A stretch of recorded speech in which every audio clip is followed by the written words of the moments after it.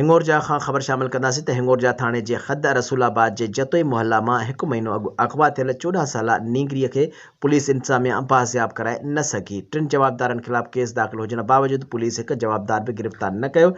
नींगरी जे वालिद press club पहुची एहतजाज कयो। नियाणीअ खे बाज़ियाब कराए न वञे मुतालबो। तफ़सील मुजिब हिंगोरजा थाणे जे खद रसूलाबाद जे जतोई मोहल्ले मां 1 महीनो अॻु मुबैना तौर अगवा थियल 14 सालनि जी नींगरी मुस्कान जतोई खे हिंगोरजा पुलिस बाज़ियाब कराए नाहे सघी, जंहिं करे नींगरे जे वारसनि पारां 3 जवाबदारनि ख़िलाफ़ अगवा केस दाख़िल कराइण बावजूदि पुलिस हिकु जवाबदार खे बि गिरफ़्तार नाहे कयो।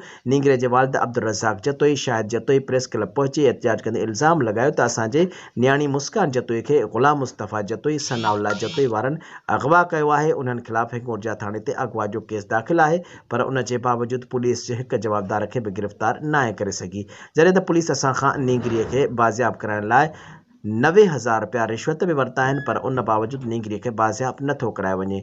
हुननि चयो त बार बार थाणे जा चकर काटे थकिजी पिया आहियूं, पर पुलिस कूड़ा ॾटा ऐं दिलासा ॾेई रही आहे। हुन निगरान वज़ीर आला IG सिंध खां मुतालबो कयो आहे त अगवा थियल नींगरी खे बाज़ियाब कराए जवाबदारनि खे गिरफ़्तार कयो वञे।